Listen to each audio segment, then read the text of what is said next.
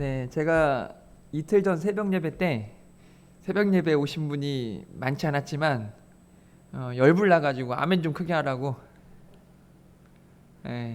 당부를 드렸습니다. 사랑하는 성도 여러분, 교회에서 두 가지만 잘해도 교회 분위기가 달라집니다. 첫 번째가 진심으로 인사하고 두 번째가 큰 소리로 아멘하면 됩니다. 정파수 집사님 때문에 우리 교회는 붕할 겁니다. 네. 그래서 인사도 한번 해보겠습니다. 오늘 또 잘 나오셨습니다.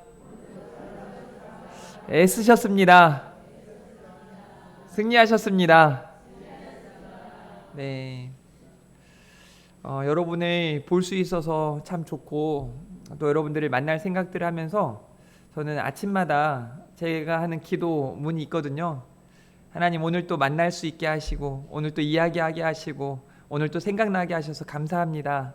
이렇게 이제 기도를 시작하는데 그 생각나는 사람들, 만나는 사람들이 바로 여러분들입니다. 여러분들의 삶 가운데 정말 큰 하나님의 은혜가 가득했으면 좋겠습니다. 광고 하나 드리면요, 우리 이은순 권사님 모친 되시는 권오준 성도님께서 그저께 소천하셨고 오늘 이렇게 이제 발인하고 백제 승하원에 이제 장지가 있다고 하는데요. 여러분들이 우리 권사님 오시면 아무리 나이가 있어도 엄마가 죽었다는 건 가슴 아프고 힘든 일입니다. 위로해 주시고 안아주시고 격려해 주시기를 바랍니다. 네, 오늘은 동행이라는 제목으로 같이 말씀을 나누도록 할 텐데요. 제가 오늘만이 아니고 이제 최근 들어서 우리 시무 권사님들이 수요예배 때 기도를 하시잖아요. 또 주일에는 우리 장로님들과 안수 집사님들이 돌아가면서 기도를 하시는데 이건 안 비밀인데요. 제가 참 좋습니다. 제가 잘못 가르치고 있진 않구나. 제가 가르치는 것들이, 제가 전하고 있는 것들이, 제가 선포하고 있는 것들이 기도를 통해서 잘 정리되어지고 또 그렇게 기도하고 있는 것들을 보면서 너무 좋습니다. 그래서 여러분들에게 칭찬하고 싶어요. 이렇게요. 잘하고 있습니다. 여러분 잘하고 있습니다. 정말 잘하고 있어요. 그런데 제 욕심은 끝이 없습니다. 더 잘해 주시길 바랍니다. 네. 제가 원래 오늘 첫 번째 이제 여기 여러분이 보면 알겠지만 지난주 설교 요약, 그 전주 설교 요약을 해야 되는데 우리 최희진 권사님께서 기도하는 중에 너무 잘 요약을 해주셔서 이 부분은 좀 간단하게 건너뛰어도 될 것 같아요. 저는 이제 2024년을 마무리하면서 우리의 사명이 뭔가, 이 시대를 살아가는 크리스찬들은 어떤 삶을 살아가야 되는가를 전하고 있어요. 처음부터 그렇게 얘기했는데 기억나실지 모르겠지만 지금 우리는 우리의 사명이 뭔가를 다시 한번 살펴보고 있는 겁니다. 그 중에 첫 번째가 증인으로 살아가야 한다는 거예요. 증인. 여러분은 증인입니다. 여러분은 예수 그리스도의 증인인 줄 믿으시길 바랍니다. 그래서 무사람들이 우리를 읽고 있거든요. 우리 금촌중앙교회를 여기 주변에 있는 사람들이 또 여러분이 살아가고 있는 삶의 터전에서 우리를 읽고 있어요. 그 사람들에게 잘 읽혀졌으면 좋겠습니다. 그래서 여러분들의 삶 가운데 예수님의 향기가 가득했으면 좋겠고 예수님의 흔적이 남았으면 좋겠고 그러기 위해서 예수 그리스도로 옷 입으시기를 바랍니다. 이 말은 예수님처럼 살자는 거예요. 예수님처럼 생각하고 예수님처럼 마음 먹고 예수님처럼 말하고 예수님처럼 사랑하고 예수님처럼 위로하고 이런 삶을 살아갈 수 있기를 간절히 부탁드립니다. 두 번째는 경건이에요. 경건. 정말 하나님을 사랑하면서 또 이웃을 살아가면서 우리가 그런 믿음의 삶, 행복한 삶을 살아갈 수 있었으면 좋겠습니다. 그렇게 살아가는 거, 이게 이제 오늘 본문을 통해서 오늘 설교를 통해서 이제 정리가 잘 되어졌으면 좋겠는데 마지막은 이 시대에 우리의 엄청난 사명이 뭔가 따라해볼까요? 하나님과의 동행입니다. 네, 히브리어로 할라크라고 하는 이 동행이라고 하는 단어는요, 가다, 오다, 걷다 라는 의미가 있어요. 그러니까 하나님과 함께 가고 오고 걷는 것, 그게 바로 동행이에요. 여러분 오늘 또 하나님과 함께 이곳에 오셨죠? 하나님이 이곳에 여러분들과 함께하고 계신 줄 믿으시길 바랍니다. 여러분은 오늘 교회의 문을 나서면서도 하나님과 함께 가는 줄 믿으시길 바랍니다. 이렇게 따라할 수 있어야 돼요. 나는, 다시 한번, 나는 하나님과 함께하니 두려울 게 없습니다. 그게 여러분들이에요. 세상과 맞짱을 뜨십시오. 오늘 주신 말씀을 제대로 들으면 여러분은 세상 속에 매일 승리하는 삶을 살게 될 겁니다. 교회 와서 매 주일마다, 이게 제가 목사로서 안타까운 게 뭔지 아세요? 주일 예배 때마다 막 와가지고 하나님, 저희 한 주에는 삶은 비참합니다. 또 넘어졌고 또 무너졌고 또 졌습니다. 또 미워했고 또 시기했고 또 거짓말했고 너무 힘듭니다. 막 이런 모습으로만 오는 게 아니라, 그래도 가끔은 하나님 당당하게 싸워 이기게 하시니 감사합니다. 저 많이 부족하고 연약하지만 한 주간 정말 사랑하기 위해 애쓰게 하신 거 하나님, 하나님이 주신 믿음으로 그렇게 살았어요. 너무 감사해요. 이런 감사가 더 가득한 우리 교회 성도들이기를 바랍니다.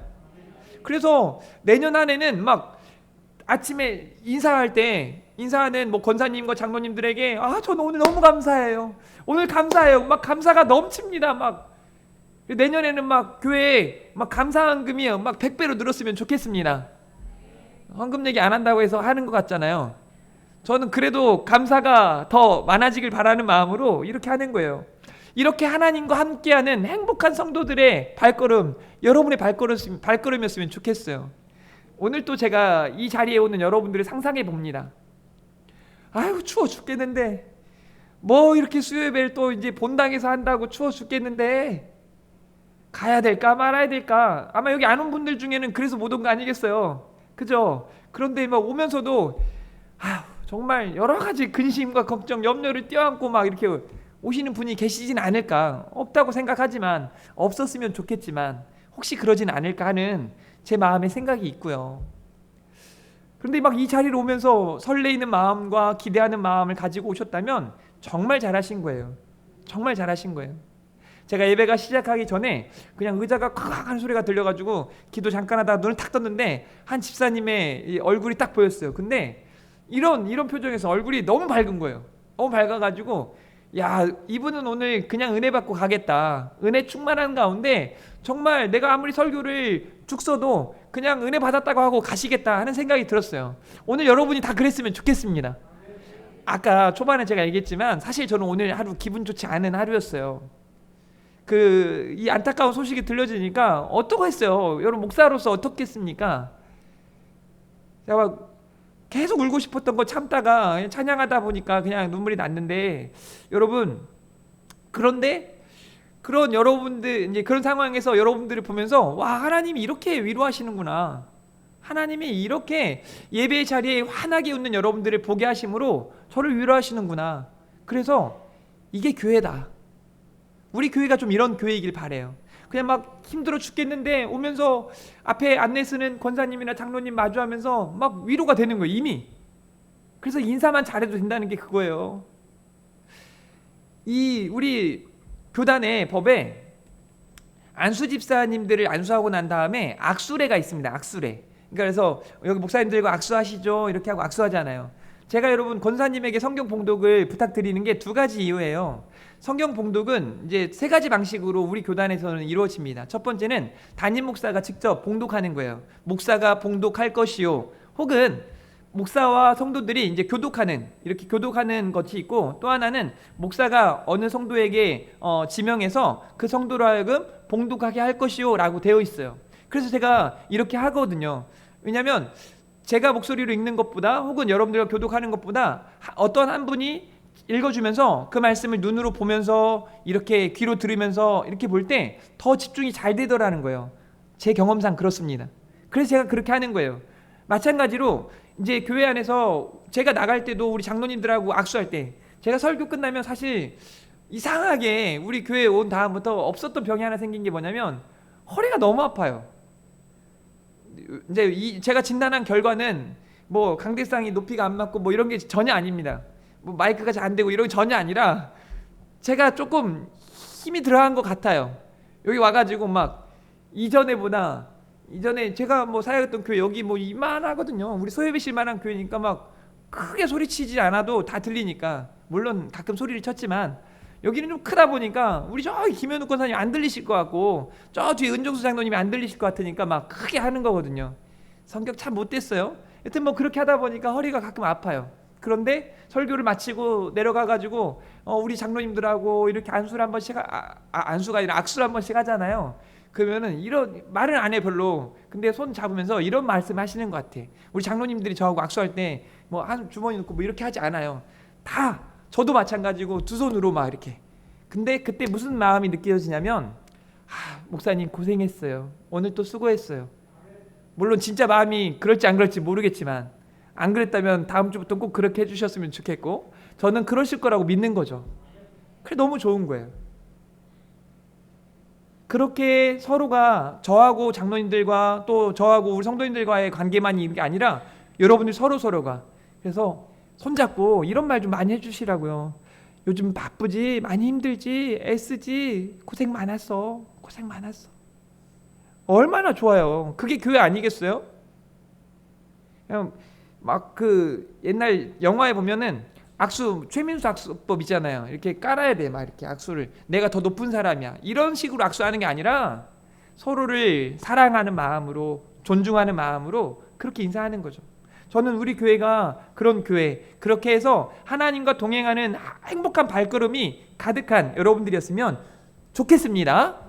그래서 오늘은 동행이라는 제목으로 이제 동행이 진짜 뭔지 크게 두 가지로만 좀 생각해 보도록 할 겁니다. 첫 번째는요, 믿음으로 하나님과 함께하는 삶이에요. 사랑하는 성도 여러분, 이 말이 아주 단순하고 이미 다 알고 있는 말처럼 여겨지지만 우리 11장 5절 말씀 한번 읽어볼까요? 시작.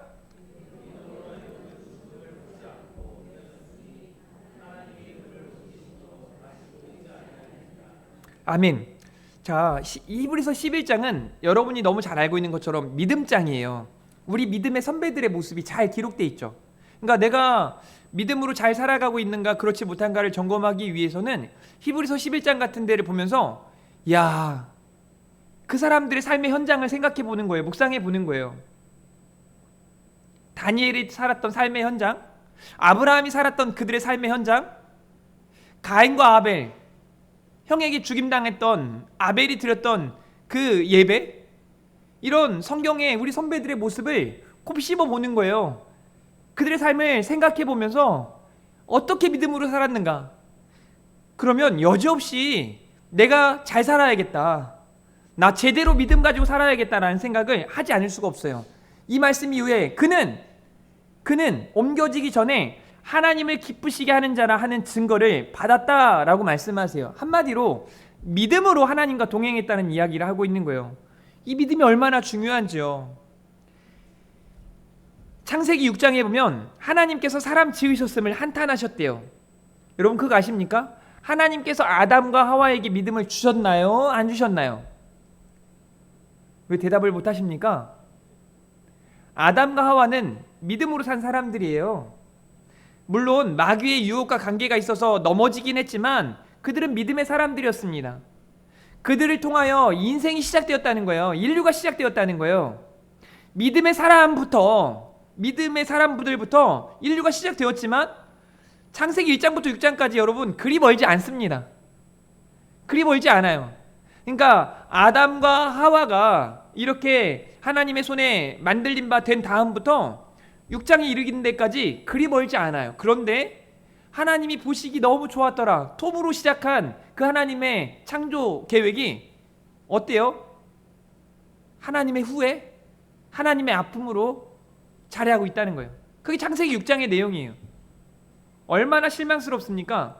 그런데 그 6장에도 믿음의 사람이 여전히 있는 거죠. 그 사람의 이름이 노아입니다. 당대의 의인이라 일컬었더라. 이 말을 현대식으로 표현하면, 그런데 내가 사람 지었음을 정말 속상해하고 아파하는데, 그런데 노아만은 달랐어. 노아는 믿음의 사람이거든. 노아는 하나님의 사람 성도거든. 노아는 나의 자녀야 라고 하나님께서 말씀하시는 거예요. 다 쓸어버리셨지만 하나님께서 노아는 남겨두신 것 아닙니까? 그렇게 시작해서 또 또다시 인류가 시작되어지잖아요. 그런데 여러분 얼마 지나지 않아서 5장만 더 가면 바벨탑 사건이 이제 또 기록되어 있죠. 기가 막힙니다. 여러분 그거 아세요? 창세기 10장 11장을 넘어가면서 12장까지 단 2장의 차이인데 어떤 일이 벌어져요? 창세기 11장에 있는 이 바벨탑 사건, 인생들이 너무 정말 망랑하는 거 아닙니까? 그런데 우리가 말하는 믿음의 조상 아브라함이 딱 등장을 하는데 어떻게 등장하는지 아십니까? 그때 당대에 욥이라는 사람도 있었는데 하나님은 아예 하나님을 망각하고 살아가는, 하나님 없이 살아가는 갈대아 우르라는 곳에서 정말 그냥 세속에 물들인 자들, 그냥 정말 악하고 음란한 세대 속에 살아가는 아브라함을 택하시고 그를 부르셔서 믿음의 사람으로 세우신다는 거예요. 그리고 그를 결국은 믿음의 조상이라 일컫도록 그의 믿음이 성장하고 성숙하고 정말 그의 믿음이 창세기 22장에는 어떻게 보여집니까? 와, 이건 정말 말도 안 되는 모습이에요. 자기가 100세에 얻은 하나님이 선물로 주신 그 독자 이삭을 하나님이 대본에 가서 저 모리아산 꼭대기 가서 번제로 나한테 줘라. 그런데 그 말씀에 후회도 없이 고민도 없이 걸어가는 겁니다. 나아가는 겁니다. 믿음의 정수를 보여주죠. 그런 믿음이 계속해서 이어져서 결국 저와 여러분에게, 제가 중간에 많은 부분들을 건너뛰었지만 여러분 우리 사도들은 어떻습니까? 선교사들은 어떻습니까? 우리 초대교회 목사님들은 어떻습니까? 기가 막히거든요. 그들의 믿음의 유산이 남겨져서 지금 저와 여러분에게 전수되어졌는데 안타까운 건 뭔지 아십니까? 그 믿음은 어디 창고에 쟁여놓은 것처럼, 그 믿음은 어디 서랍장에 두고 사는 것처럼 그렇게 살아간단 말이죠. 저는 교회에서는 성도들을 많이 봅니다.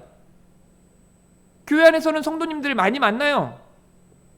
우리 교회만 아니라도 다른 교회에 가서도 성도님들 참 많이 만납니다. 그런데 세상에서는, 삶의 현장 속에서는 이상하게 보이지 않습니다.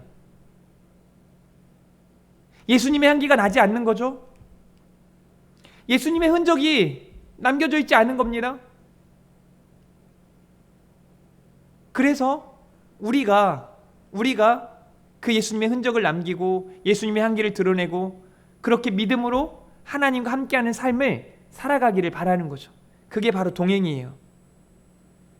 그래서 믿음의 생각, 믿음의 마음, 믿음의 언어, 또 믿음으로 선택하는 거, 결정하는 거, 믿음으로 살아가는 거, 이거 쉬운 일이 아니고 보통 일이 아니에요.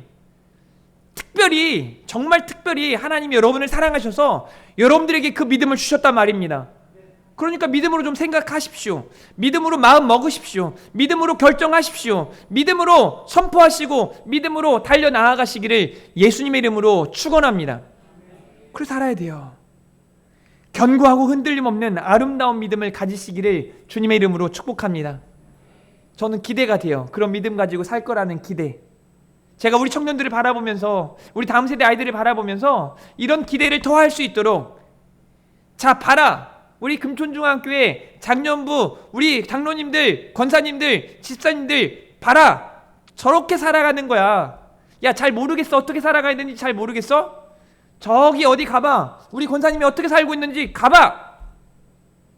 그렇게 좀 얘기했으면 좋겠어요. 가끔 청년이 여러분들 그 삶의 현장에 찾아왔다면 제가 보냈다고 생각하시면 돼요. 예수님의 향기를, 맛있는 걸 사주면서 나타내시면 되는 겁니다. 별로 그러고 싶지 않나 보죠? 히브리서 11장 6절, 믿음이 없이는 하나님을 기쁘시게 하지 못합니다. 저는 이 전반부를 지금 강조하는 거예요. 믿음이 없이는, 한마디로 뭐예요? 믿음이 있어야 된다는 거예요. 또 하나님께 나아가는 자는, 이게 믿음이거든요. 하나님과 동행하는 자는 반드시 어떤 거라는 거예요? 믿어야 한다는 거예요. 그분을 믿어야 한다라고 말씀하는 거예요. 그러니까 믿음이 없으면 안 된다는 거죠. 반대로 반드시 믿음이 있어야 된다는 거예요. 어디 옆 사람 한번 더 볼까요? 믿음이 있나 없나 보세요. 똑바로 보셔야 돼요. 믿음 있나 없나? 없다고 생각하시는 분이 있다면 저한테 마음의 편지로 써주세요. 제가 그분은 믿음이 없구나, 제가 신방을 가도록 하겠습니다. 신방 갈 분이 필요한가요? 있으신가요? 반드시 믿음이 있어야 돼요. 지금 혼란스러운 세상을 살아가고 있습니다. 지금 뭐 눈에 보이는 거 이런 단면적인 것만 빼고 이걸로만 말하는 게 아니에요. 정말 난리에 난리입니다. 정말 난리에 난리예요. 이해할 수 없는 일들이 투성입니다. 여러분이 더 잘 아시겠지만 쉽지 않아요. 그런데 그 혼란스러운 세상 속에 야렛은 162세에 에녹을 낳았고, 야렛의 아들 에녹을 낳은 후 800년을 지내며 자녀들을 낳았으며 그는 960세를 살고 죽었더라 라고 말하면서 이제 그 이전의 계보는 낳고 죽다 뭐 이런 이야기를 반복하거든요. 그런데 이 에녹 부분에서 이상하게 달라져요. 에녹은 무두셀라의 아버지인 거 아시죠?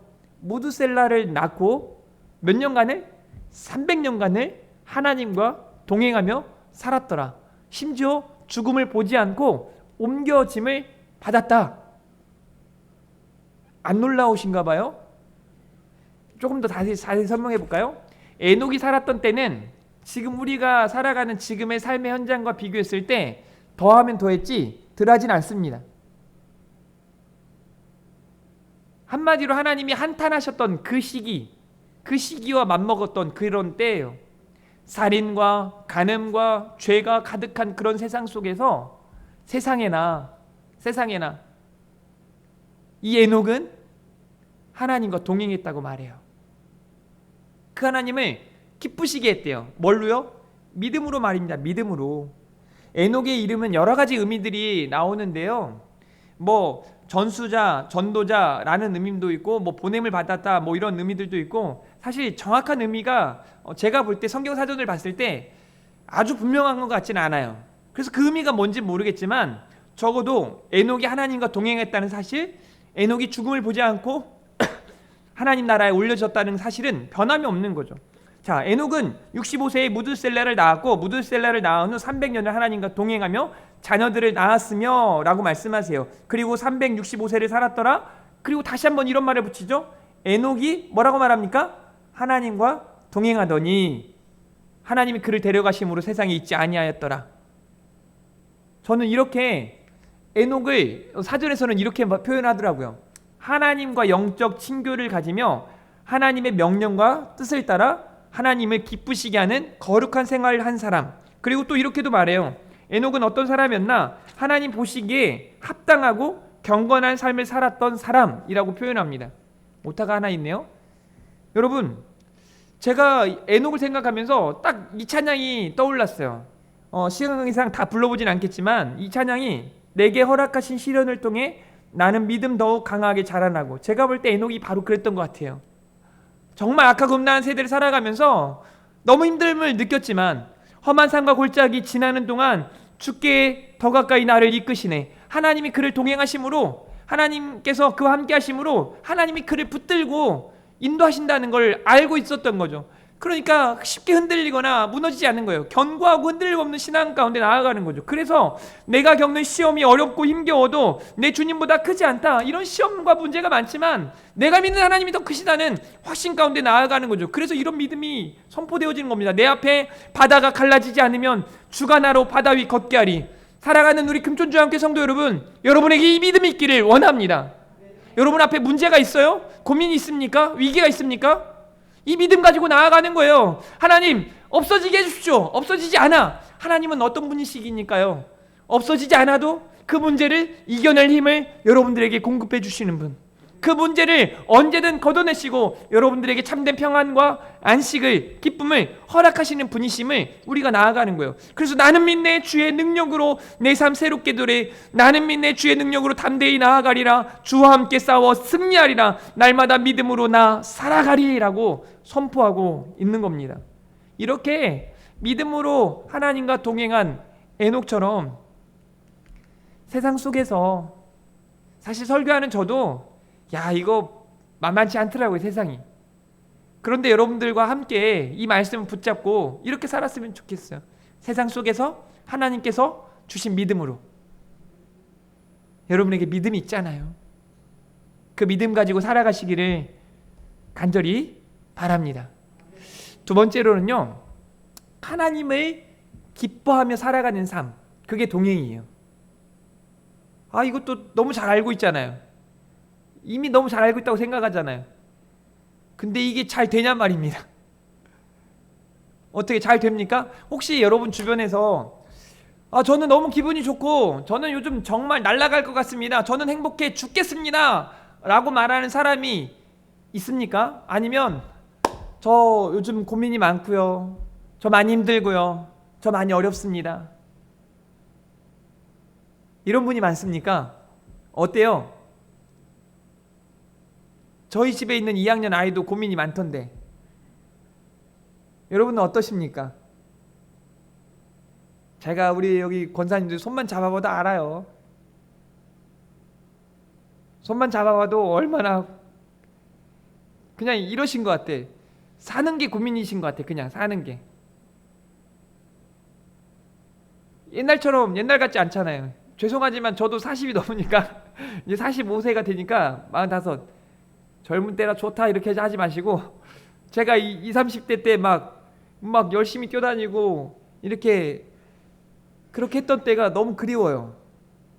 그냥 어느 순간 허리가 아프고 어느 순간 요즘은요, 제가 다른 건 몰라도 여러분들보다 좀 눈은 많이 늙은 것 같아요. 그래가지고 아침에는 이렇게 그래도 잘 보이던 글씨들이 저녁에 되면 안경을 쓰나 마나 잘 보이지가 않아요. 또 눈물이 왜 이렇게 나든지 여러분이 속으로 그러시죠? 나도 다 겪었어. 그럴 때지 뭐 이렇게 생각할지 모르겠지만 막상 그럴 때가 저에게 찾아오니까 쉽지는 않더라고요. 그래서 내가 정말 하나님을 기뻐하면서 살아가고 있을까 하는 생각을 안 해볼 수 없는 거죠.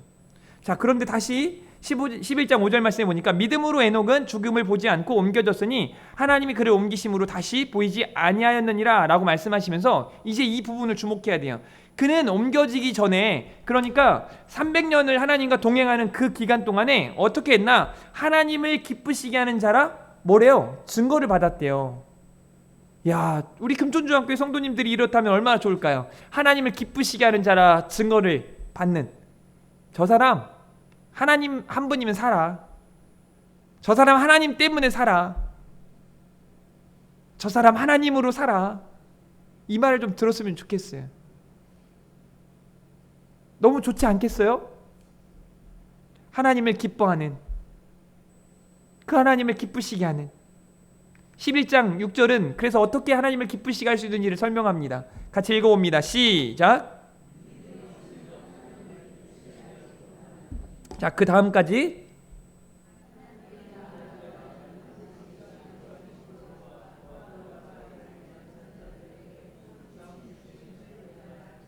그러니까 이렇게 설명하는 거예요. 하나님께 나아가는 자는 한마디로 동행이라고 하는 것이 어떤 믿음이 필요한가를 세 가지로 이야기해요. 믿음으로 하나님을 기쁘시게 하는 삶에 대해서 이야기하는 거죠. 세 가지인데요. 첫 번째는 하나님께서 계신 것을 믿는 거예요. 예전에 제가 한번 이 이야기를 했는데 기억나실지 모르겠어요. 제 삶에 있어서 가장 많은 무게감이 느꼈을 때, 그때는 저희 막내가 없었고 저희 큰애와 둘째가 아주 어렸을 때예요.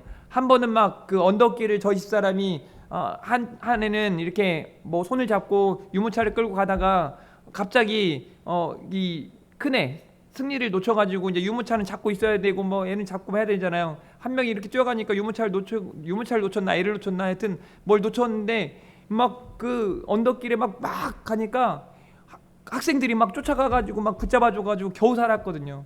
그곳이 어떤 곳이냐면 옛날 뉴스에도 났어요. 시흥에 있던 지역에 한 학생이 차에 치여가지고 약 100에서 200m를 쭉 끌려가지고 죽었던 곳이에요. 그 곳에서 그와 같은 일이 있었단 말이죠.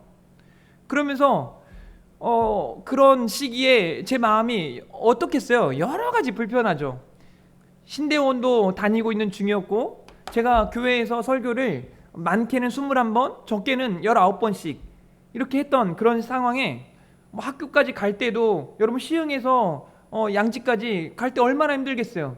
새벽기도 2번 설교하고 차량운행, 뭐 제가 이제 이런 말하면 너무 죄송하지만 우리 의성 집사님 요즘에 그 차량운행하고 장로님들이 한 번씩 도와주시고 하지만 저는요 매일 새벽에 4시 반에 일어나서 차량운행하고 와가지고 설교하고 차량운행으로 보내드리고 다시 와서 설교하고 차량운행하고 다시 와가지고 제 차 가지고 학교에 갔었어요. 기름값만 한 달에 60만 원씩 들었습니다. 얼마나 힘들었겠어요. 그런 와중에 어떤 마음이 들었냐면 목사가 그땐 전도사였죠. 전도사가 하나님이 계신가? 하나님이 계신데 나를 이렇게 힘들게 해? 그러니까 제가 하는 일이 다 하나님의 일 아니겠어요? 신앙을 배우는 것도 하나님의 일이고 제가 가지고 있는 말씀들을 부여잡고 설교하는 것도 하나님의 일이고 차량 운행도 하나님의 일이거든요. 근데 왜 난 이렇게 힘들어? 왜 난 이렇게 죽을 것 같지? 그러면서 와, 일부 설교하고 새벽기도 갔다 와가지고 이런 겨울이었어요. 갔다 온 다음에 다시 설교를 해야 되는데 여기 이쪽 한편에 앉아가지고 이제 2, 3분 후에 올라가서 설교를 해야 되는데 제가 깜깜한 중에 이렇게 보면서 하나님이 계셔? 하나님이 계셔? 이런 마음이 드는 거예요. 그때 제가 어떻게 했다 그랬어요? 올라가서 설교를 해야 되니까 기도했죠. 하나님 계신 것을 제가 믿게 해주십시오. 근데 어느 순간 하나님 계속 그렇게 기도를 하다 보니까 저 믿잖아요. 믿고 있습니다. 믿습니다. 올라와가지고 그날 본문 아니고요. 제가 방금 있었던 그 이야기들을 막 하는데 그 교회는요 새벽 기도를요 1부에 한 4, 50명 2부에 한 3, 40명에서 300명 모이는 교회인데 약 8, 90명이 새벽 기도하는 교회예요. 제가 부럽겠어요? 안 부럽겠어요? 부럽겠습니까? 안 부럽겠습니까? 그 교회에도 100세 넘은 분도 계셨고 90세 넘은 분도 계셨고 그분들은 하루 3번 기도하러 오세요. 한나 기도회 뭐 무슨 기도회 해가지고 막 하루 3번씩 그 교회 분들은 평균 5시간 정도씩 기도한답니다. 아닌 것 같죠? 나중에 제가 기회가 되면 거기 한번 방문 시켜드릴게요. 거기서 저를 엄청 좋아하거든요. 그 교회에서는. 물론 여러분들이 더 좋아하지만 그렇게 힘들 때 제가 하고 싶은 얘기가 뭐냐면 하나님 안 계신 것 같았지만 이내 나 여기 있다 말씀하시는 하나님이시라는 거예요. 내 눈에 지금 당장 보이지 않아도 내 귀에 지금 당장 하나님의 음성이 들리지 않아도 살아계신 하나님, 전능하신 하나님은 여러분들과 함께 하시는 줄 믿으시길 바랍니다. 이렇게 하나님이 계신 것을 믿고 살아가시라는 거예요. 두 번째, 그 하나님을 찾으세요. 잠언에서 나를 사랑하는 자들이 나의 사랑을 입고 나를 간절히 찾는 자가 나를 뭐라고 말합니까? 만날 것이요 라고 말씀하세요. 하나님 좀 찾으세요. 하나님 좀 찾으세요. 제가 뭐 새벽기도 막 많이 안 온다 뭐라고 안 할 테니까 여러분의 자리에서 하나님을 많이 찾으시라고요. 저한테 가끔은 일부러라도 전화해가지고 목사님 제가 요즘 기도하고 있는데요 이렇게 따라해볼게요. 목사님 아니 손도 따라 하셔야죠. 손도 이렇게 따고 목사님 안 따라 하신 분들 미워할 거예요. 제가 요즘 이상근 집사님 왜 안 따라 하세요? 이렇게 하시라니까. 손이 무거워요? 네. 하나님 제가 요즘 하나님이 아니었지 목사님이었죠. 목사님 제가 요즘 기도하고 있습니다. 네, 뚝 끊어도 돼요. 네, 이 말 한마디면 제가 날아다닐 것 같은데요. 목사에게 가장 힘이 되는 말이 뭔지 아세요? 뭐 저기 나갈 때 목사님 오늘 또 은혜 충만했습니다. 이야 말씀 너무 잘하셨습니다. 별로 도움 안 돼요. 저처럼 이제 목회 경력이 20년 훌쩍 넘은 사람들은 그 말이 별로 진실성이 없다는 걸 잘 알거든요. 너무 잘 알거든요. 그리고 오히려 그 말이 저한테 독이 될 수도 있다는 것도 너무 잘 알고 있어서 별로 안 좋아해요. 근데 제가 진짜 좋아하는 말은 뭐냐면 목사님 기도하고 있어요. 목사님 기도하고 있어요. 이 말이면 이제 우리 요즘에 이제 제자반 하셨던 우리 권사님들 중에는 이제 아마 제 말이 좀 전해진 것 같아요. 그래서 이런 표현들을 원래 잘 쓰셨는지 모르겠지만 목사님 응원합니다. 목사님 기도합니다. 웃고 있죠. 지금 그런 분들이 하셨던 분들이 이런 말을 해주니까 와 목사로서 너무 좋은 거예요. 근데 저만 좋은 게 아니라 그렇게 우리가 서로 공유하고 나눌 때 그렇게 내가 하나님을 찾고 있다는 것을 보여줄 때 교회가 능력 있다는 걸 세상이 아는 거예요. 성도들에게 능력이 있다는 걸 세상이 아는 거예요. 사도 바울이 한 번은요, 로마 여행을 가는데, 여행이 아니죠, 로마로 전도하러 나아가는데, 와, 세상에 둘도 없는 그런 광풍이, 유라굴로 광풍이 막 몰려오는 겁니다.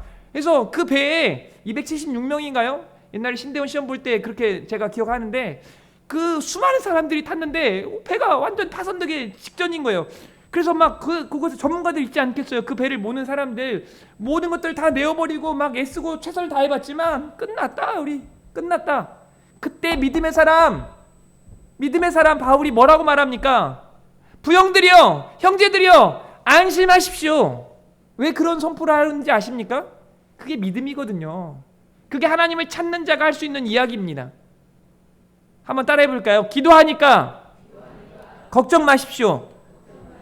이런 선포가, 이런 선언이 여러분의 삶 가운데 가득하기를 바랍니다. 세 번째로는 상 주시는 분이라는 걸 여러분이 믿으셔야 한대요.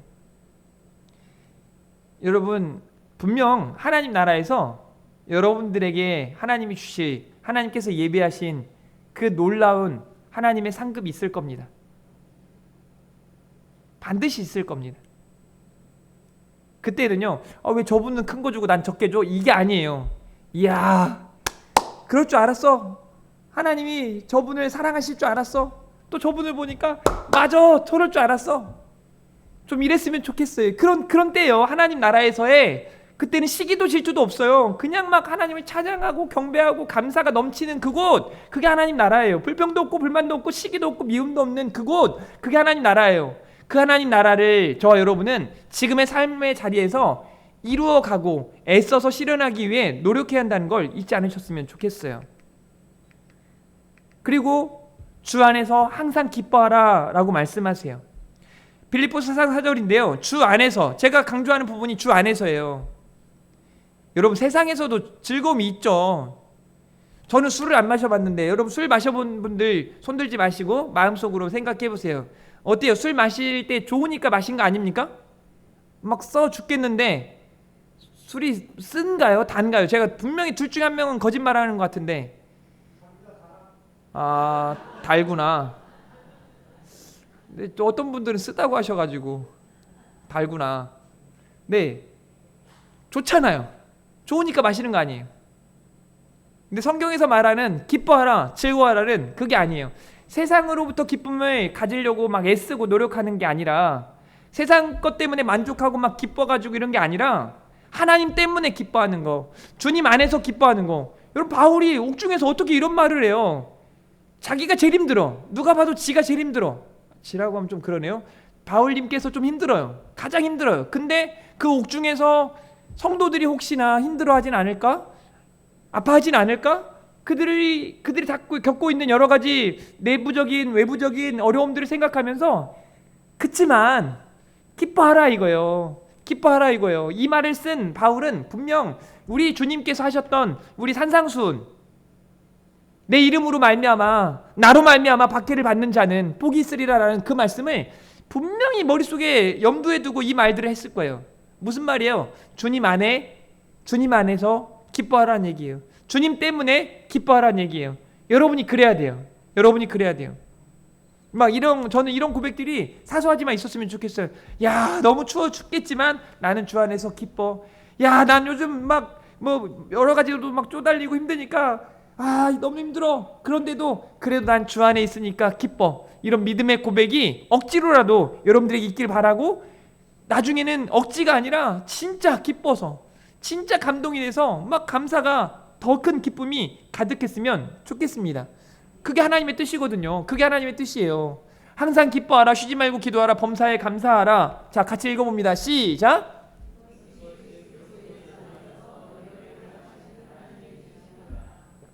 여기 너희에서 여기 해당하지 않은 분이 없어요. 여러분을 향한 하나님의 뜻이 항상 기뻐하래요. 어떻게 해요? 주 안에서 기뻐하시길 바랍니다. 이것이 우리를 향한 하나님의 뜻이랍니다. 오늘 두 가지 동행에 대해서 참 심플하죠? 이 두 가지만 알면 되는 거예요. 동행이 뭔지를 이야기하셨어요. 믿음으로 하나님과 동행하는 삶이래요.